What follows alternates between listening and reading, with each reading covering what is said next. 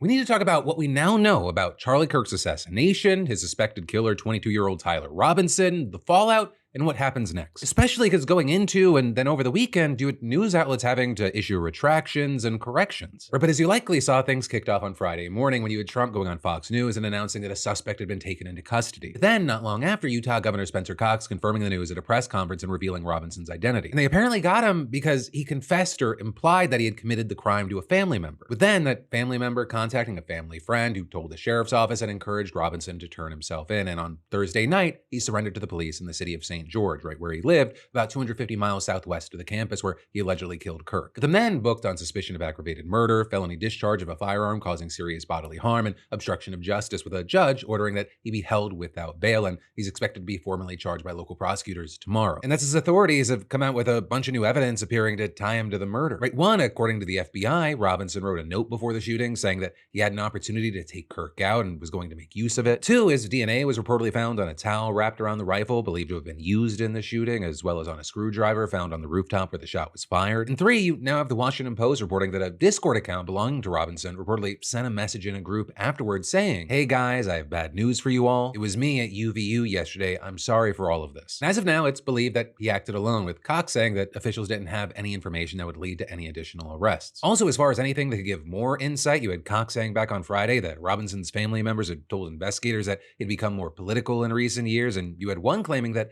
at a recent dinner, he and a second relative discussed Kirk's upcoming event at Utah Valley University, saying they talked about why they didn't like him and the viewpoints that he had. You also had Governor Cox revealing the exact wording of messages inscribed on unfired cartridges in the woods near campus and alongside the rifle used in the attack. Or because, as you may remember, before this guy was arrested and we learned his identity, you had the Wall Street Journal reporting that the ammunition found inside the shooter's rifle was engraved with expressions of transgender and anti-fascist ideology. But you then had a senior law enforcement official with direct knowledge of the investigation telling the New York Times that this information hadn't been verified by ATF analysts, didn't match other summaries of the evidence, and might turn out to have been misread or misinterpreted. And so what we now know is that there were at least 4 shell casings found with some sort of message on them. One had lyrics to Bella Ciao, which is an Italian song adopted by the anti-fascist resistance during World War II. Another said, "Hey fascist catch," with an up arrow symbol, right arrow symbol, and 3 down arrow symbols. And while you had some noting that the 3 down arrows alone are a common symbol used for anti-fascism, the whole sequence together seemingly refers to a sequence of moves on a controller that releases a bomb in the video game Helldivers 2. The third then reportedly says, "If you read this, you are gay, LMAO." And the fourth was inscribed with the meme, "Notices bulge, ooh, what's this?" Right, and so then what you saw online was people kind of falling into one of 3 camps. Some arguing that this shows that the shooter was on the left, others saying this was more of a deep internet meme culture accelerationist kind of thing. But then finally, with the internet culture and the gaming references, you had some saying that it suggested he was actually a groyper. Right, and those are followers of Nick Fuentes, who is a personality who actually just the day before Charlie Kirk was killed, there was a whole write-up about him in the New York Times that read,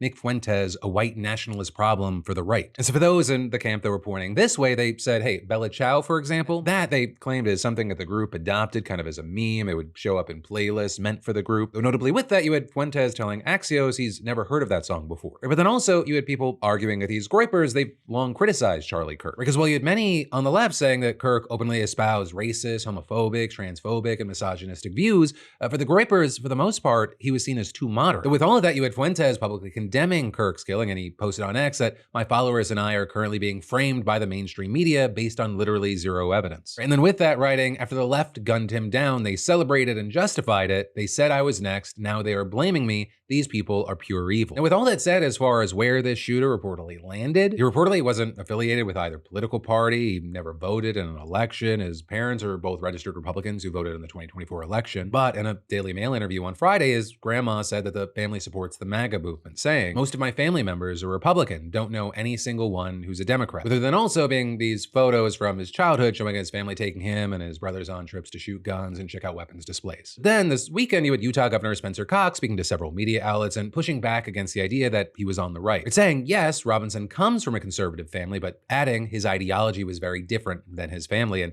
he told the Wall Street Journal specifically, "It's very clear to us and to investigators that this was a person who was deeply indoctrinated with leftist ideology." And then when asked to elaborate, he said that information comes from the people around him, from his family members and his friends. That's how we got that information. But then another thing that people are taking as evidence of Robinson being on the left is that you had Cox confirming reporting from Fox News that he had been living with and in a relationship with a person transitioning from male to female. with Governor Cox noting that the shooter's romantic partner had been very cooperative with authorities and was shocked by what had happened. Well, he stopped short of saying that Robinson's partner's alleged status was a factor of Kirk's killing, and the investigators were continuing to explore a possible motive in the attack. That did not stop the internet from reacting. So you had the likes of Elon Musk reposting far-right commentator Matt Walsh saying transgenderism is a death cult, the largest, most well-funded, and deranged death cult that this country has ever seen. Though that is, you had people noting that the Gun Violence Archive has estimated that only about 0.1% of mass shootings over the past decade were carried out by transgender individuals. And that's as it's been estimated, transgender people make up about 1% of the US population age 13 and over, suggesting that, if anything, they commit mass shootings at a lower rate than other Americans. But despite what the numbers may say, despite the fact that officials have not confirmed a motive yet, and despite that we're talking about a situation where one person is being used to kind of paint an entire group, you have many arguing that this is going to be used to justify action against transgender people and maybe even just people on the left in general. Because you're seeing right-wing politicians, right-wing mainstream media, and right-wing social media pointing to Kirk's killing and blaming virtually the entire left and the Democratic Party for his death. And you have many vowing to go after the left, saying that this is war. Also, as far as big, notable reactions and statements, you had Charlie's wife, Erica, speaking in a live stream while standing behind the empty chair that Kirk used during podcast tapings. The evildoers responsible for my husband's assassination have no idea what they have done. If you thought that my husband's mission was powerful before, you have no idea. You have no idea what you just have unleashed across this entire country and this world. You have no idea. You have no idea the fire that you have ignited within this wife. The cries of this widow will echo around the world like a battle cry. And actually with that, you had JD Vance hosting the Charlie Kirk show today, also calling out Soros and then addressing the issue of political violence. And on one hand, he kind of pushed back against painting the entire left with one brush, but he also ultimately doubled down on the claim that it's a one-sided issue. Now, I have heard many calls in the last few days for unity and for healing in the wake of Charlie's assassination. You have no idea how desperately I want that, how gratified I was when Democratic friends and even former Senate colleagues reached out to offer their condolences to me. I'm so thankful. And I know there are so many like them all across our great country. But unity, real unity, can be found only after climbing the mountain of truth. And there are difficult truths we must confront in our country. One truth is that 24% of self-described, quote, very liberals believe it is acceptable to be happy about the death of a political opponent, while only 3% of self-described very conservatives agree. 3% is too many, of course. Another truth is that 26% of young liberals believe political violence is sometimes justified, and only 7% of young conservatives say the same. Again, too high a number. In a country of 330 million people, you can, of course, find one person of a given political persuasion justifying this or that or almost anything. But the data is clear.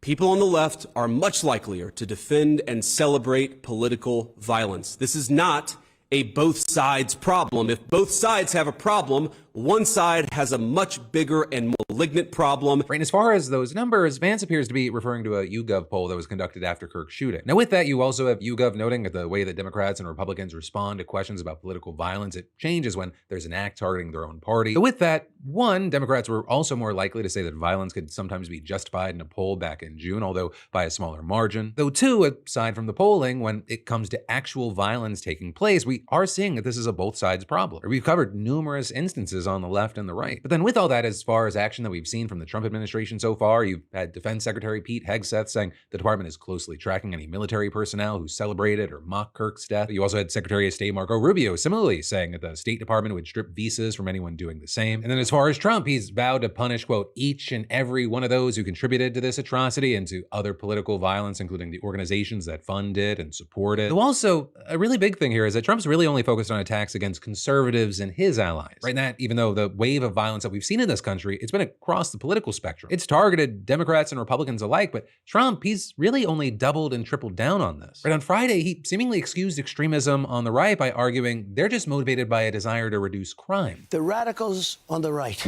oftentimes are radical because they don't want to see crime. The radicals on the left are the problem, and they're vicious, and they're horrible, and they're politically savvy, although they want men and women sports. They want transgender for everyone. They want open borders. And then with that, he called again for prosecutors to file racketeering charges against George Soros, right, one of the Democratic Party's biggest donors, claiming without evidence that he pays violent protesters. Then in Congress, he had Louisiana Republican Clay Higgins saying he'd push for immediate lifetime social media bans for anyone who belittled the assassination of Charlie Kirk, with him writing on X, "I'm also going after their business licenses and permitting. Their businesses will be blacklisted aggressively. They should be kicked from every school and their driver's licenses should be revoked. I'm basically going to cancel with extreme prejudice these evil, sick animals who celebrated Charlie Kirk's assassination. I'm starting that today." And then outside of the government, you had right-wing influencers like Laura Loomer, former Proud Boy leader Enrique Tarrio, and the Libs a TikTok account posting identifying details about people they claim celebrated Kirk's death. Or with the group calling itself the Charlie Kirk Data Foundation, claiming to have identified over 60,000 extremists who have done so, and outlets reporting that many people are in fact losing their jobs over this.